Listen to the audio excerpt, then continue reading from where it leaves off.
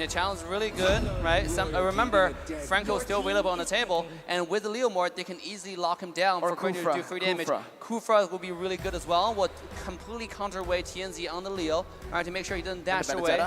And the Benedetta, obviously, and Naomi play a nasty, nasty Kufra. Speaking of that, he's gonna go with Lolita.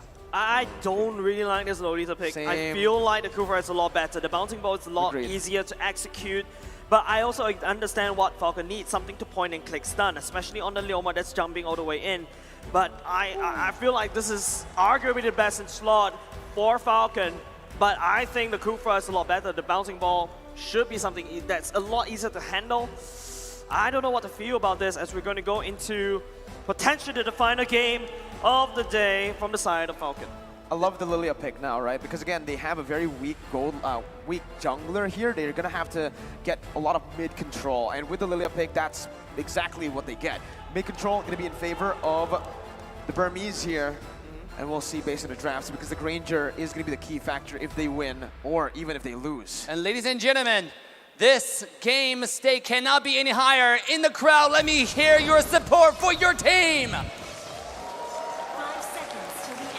Ladies and gentlemen, we're going to go into the final game, potentially, for the side of Falcon.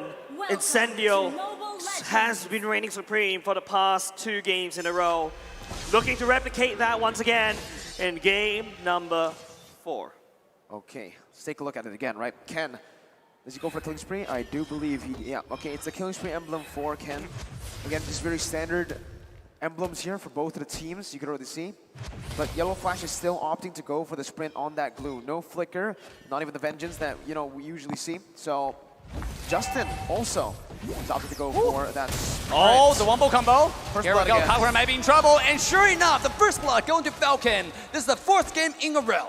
Okay, some struggle signs, fight life signs happening for the side of Falcon. That is a good kill given over to Ken, and that's the power of the Granger in the early game. But when you go towards the later part of the game, the Rosa will definitely have enough items to burst down any single target from the side of Falcon, and it's so much easier for TNZ to follow up with the Phantom Steed. That's going to be really tough, I agree, right? Who can actually get to the Granger? It's just the Kagura that I can really think of, and the Benedetta technically with the final blow, right? Oh, here we go! The stun comes in into the skill 1, and this is the Ken! Oh, Finding Death Sonata, finding another kill into the jungler of Incendio! Falcon fights back in game 4.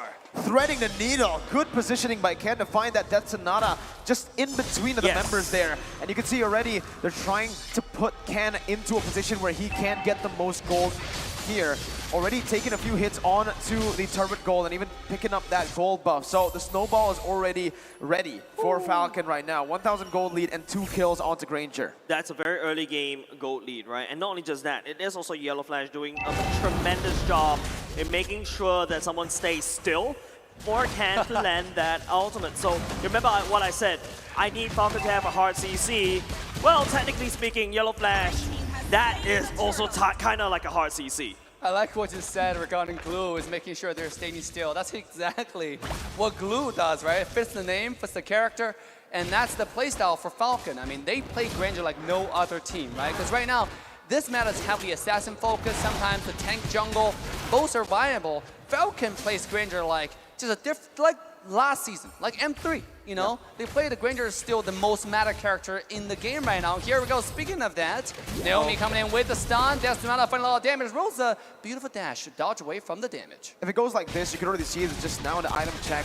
Ken is already building towards the Hunter Strike very early on. If he gets that down, that's a lot of damage early for Ken, and there's no one on Incendio that can really sustain or soak in that damage. Remember, the Hunter Strike will basically add into Ken's mobility, getting more of that Rhapsody and getting the Death Sonata down easier. Yep, and not only just that, Rosa is going for the late game route, There you go, 3 minutes. Pulling out the clock, but it's going to be a emblem coming out just for show for now. Zipex goes for the mystery shop. You mentioned about Hunter Strike for Ken. I'm looking at the same for TNZ as well. Hunter Strike also killing spree, but here we go. Here we go, Phantom Steed just to get away. TNZ, can he make it? Yellow Flash into an Imlan's Blast. It's not going to connect for now, but TNZ taking low. Ken is the target, but he will find a reverse kill. Allen surviving on 1 HP, not for long. Double kill to the side of Falcon. 4-0 start for Falcon, and Zipex 1v2. On the bottom side, Zipex with the ultimate. Oh, damn, Sunshine, 1 HP. But thank you for the blessing of Moon Goddess. He will survive for now. It will go so bad if Apex 47 wasn't there. You can start to see this is the reason why the casting desk has been talking about Zipex carry. The key answer to a carry pick, and top side is already gone for Incendio. A key answer to a 2v1. Remember, that wasn't just the carry 1v1, because if it was, you could say goodbye to Sunshine. But with Apex 47 baiting out the ultimate 2 now, it's Falcon who have the resource advantage coming into the second turtle of the game. Here we go, Tianzi looking for the ultimate anytime, but look at the Glue's position though, sneaking from behind. Quietly and softly, you know, like a Glue, you know, pretty noiseless, right? Pretty quiet. And here we go, the stun comes in, Tianzi will have to dash away. The Phantom Steed comes out, looking for the damage, but will have to dash away for now. And the Falcon one more time. Wait! What is the turtle? What's going on? Rosa will steal the stuff away. And now, Mega Kill goes to Granger. Falcon looking to retaliate, finding anything he can. Tianzi finding the kill. He will get the kill onto Naomi and equalize the fight, but at the same time, what a beautiful steal coming from Rosa. Hippity hoppity, you are my property. It's not only applying to TNC, it's also applying to Rosa. What a crazy steal coming up from Incendio. Oh, that was, I don't know what, I guess that was stellar, right? Oh my goodness gracious, what a steal. Tianzi though, he is still the Lord Slayer. Rosa stole that one earlier, but rank number 1 and the highest Lord secured in M4 is Tianzi with his incredible retribution. Rosa might follow through in that stat department though. Yeah, one Lord for Rosa, but I mean, the biggest question is, among these 14, how many are stolen? Oh, here we go. Numenon's blast. Tianzi found himself in trouble, but a flicker this time, and Tianzi will have to dash away. With 1 HP, he's able to get to safety. What a beautiful mechanic, and a little bit of miscalculation from Naomi on the flicker. Uh-oh, misplays happening left and right. That's gonna definitely impact the confidence coming in. And you can see Falcon, I think if they were able to get the turtle and a few more kills on the board just now in that turtle fight, you would actually see Ken go for more damage instead of going for the brute force breastplate in the second item. Sure, it's still really good here. It gets some more defense, plus also that movement speed. But at this point, with 4-0, let's see. I think he should have gone for more damage. I feel like this is not the final form for the side Incendio. If you notice, Apex 47 has been babysitting Sunshine most of the time at the bottom lane. Another thing to also note is that Rosa is picking up the clock.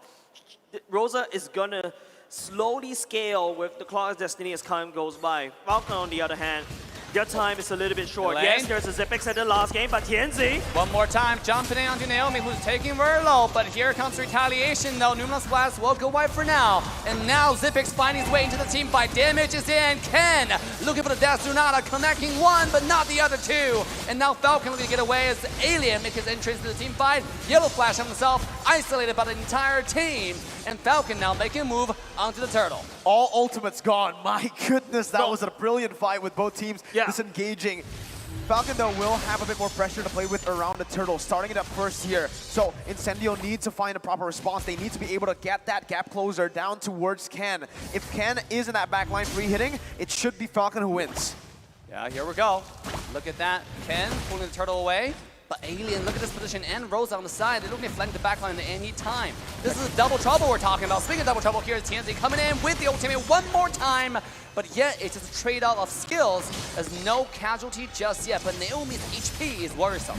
Ultimates are coming back up online already. It's going to be Falcon. Here we go. Oh, but here we go. They need to come into this the fight. Mask, and this is a full Falcon diving in. They find kill number 1 to Apex 47, who had nowhere to go. As Alien on the run, he will get away, but a turtle cannot, as Falcon will take this objective. Beautiful execution by Falcon, baiting out that Phantom Steed first, looking to go for a team fight there, but it's all just a bait to bait out the resources. Ken, with no resources available from Incendio to actually dive into the back line, can get that Death Sonata easy. And that's the thing about Falcon's composition here. Ken doesn't even need to be close to the fight. All he needs to do is pop the Death Sonata from afar, and he does enough damage to zone Incendio away. If he targets it perfectly, he might even be able to assassinate some targets. And now you can see, carry, sure, Corrosion Scythe and that Golden Staff, but when you're being outranged this much and you're out-sustained by a Herod that can just constantly be in your face while not taking damage, the carry really struggles. Not only just that, brute force breastplate already built in before the side of this Granger.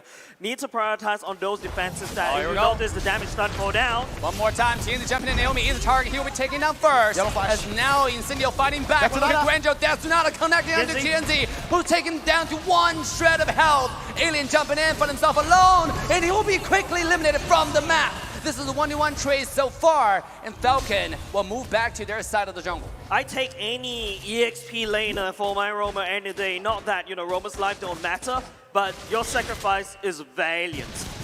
Very value. 0-2-0 Alien though, in terms of gold, not too value, but in terms of pressure on the map and getting Yellow Flash to a point where he's going to be ahead of Alien, very, very value. Now, Incendio, I think you're really starting to see that mid-game power spike for Apex 47. He's getting a lot of the healing done and sometimes even out-healing the damage coming from Falcon. So this is where Falcon really needs to allocate their damage properly. If they don't target the right targets. Bomb side, Solo kill! The one-on-one! And Falcon take down the Supreme. Beautiful job from the Granger. Revenge from game 2. I feel like Falcon finally realized the way to counter the Leomord is in that Granger. Whenever that Leomord is charging towards you, he has to run in a straight line, and that's where you can land all your Rhapsody. Ooh. You can land down, and that's MSCA emotes. You can also land down your Death Sonata as well. It's going so well for Falcon, but at the same time, Falcon is on a timer. They need to end the game very quickly, and they know it. They're taking down turrets for now, and they're taking the First Lord. Incendio are really struggling to find, a proper engage to lock down that back line because of how good Falcon's front to back really is. You can see here, TNZ gets the Retribution down, secures the purple buff. But with the Lord marching, Falcon just wanted to actually, bait out the Retribution, use it to siege more turrets here. Alien's doing a very good job at actually clearing out that top lane. And Falcon, they're forced to group up with the team. That's how the composition is made for, right? What the composition was made for. Guys, I haven't said Necklace of Durance for a long time. One more time. Death Sonata connecting as devastation, disaster still for the side of Incendio. Falcon take the tower and kill a dessert. Good wave manipulation. Now it's a slow push in that bottom lane. Yellow Flash jumping in. Oh, Yellow Flash finding a split. Is it going to jump in? Not yet. The objective's pretty clear. They got a bottom high ground tower. And now it's Ken finding the poke, just be a little bit naughty in the base before they move on to the second high ground tower. The first one's already gone down. Falcon is controlling this map. I like the fact that Ken usually, when he plays his Granger, he uses the Death Sonata to just poke as well, right? Not just dealing damage, but here in this case, there's no reason to poke with the SS on the enemy team. He holds on to that to actually execute the enemy members when they get back towards Apex 47, which is brilliant. I think the most important thing about from side Falcon, yes, that's a concealed play by Naomi, trying to look for some form of pickup right there. The mid lane turret is slowly crashing in. Yellow Flash creating a lot of space for Falcon to basically allow them to take the mid lane, but same thing. I like the itemization coming up from Justin, but Frienzi. This is brutal. TNZ jumping in, find himself on the glue, but that's not a target you really want to go to. And TNZ was like, ew, this is too ugly. He walked away. So I like that, right? He just looks at glue. Nah, you're ugly. I'm gonna run back on my horse to get away as fast as possible, man. But this composition for Falcon, it's built to siege. You can see so much zoning, so much range. Incendio, how do they even look for a fight here? The poke comes in. The Death Sonata comes out, just a little bit of damage. Alien for himself isolated, has to dash away for the last remaining tower. Will be taking out Falcon, looking to end the game and take us to game 5. Here we go, a little bit more poke. All right, they back away. I feel like Falcon is not respecting the damage coming up from Rosa. Usually in my ranked games, I don't know. I don't know whether to compare my ranked games and M4, but usually when you see a Kagura Umbrella, you stay the hell away from it. But Falcon, they ignore it. They know the Rosa doesn't really have that much damage as of now, and they're taking advantage of that. Exactly, I'll tell you why. It's just no damage, because if you look at the itemization from Falcon, there's not even a lot of magical defense, right? There's just one Athena there for Naomi, but if you look at the Kakura, just no damage. Genius Wand and the Clock of Destiny is all he has. Yeah, no damage gaming is not the word I want to describe Team Falcon. They're packed with damage. Alien will have to get away, but Yellow Flash in the front split. Can't quite find the target just yet. And now they will move away, but remember, the Enhanced Lord is already born onto the Land of Dawn. It's Falcon making the move. Lots of ultimates already being expended by both of these two teams. Falcon does have the Lord advantage for now. This is going to be how Zipix standing down. Oh, here we go. Zipix, the only people away. They finally, they have the Super Sense. No, Leo is trying to steal the Lord away. Remember, this guy is the #1 Lord slaying on the map. You gotta respect the number, because that doesn't lie. Here we go, though. Monster kill goes on Ken. Falcon is unstoppable, and now they're gonna take on the Lord to solidify the control over this game. And speaking of that, in the mid lane is Tianzi being taken down.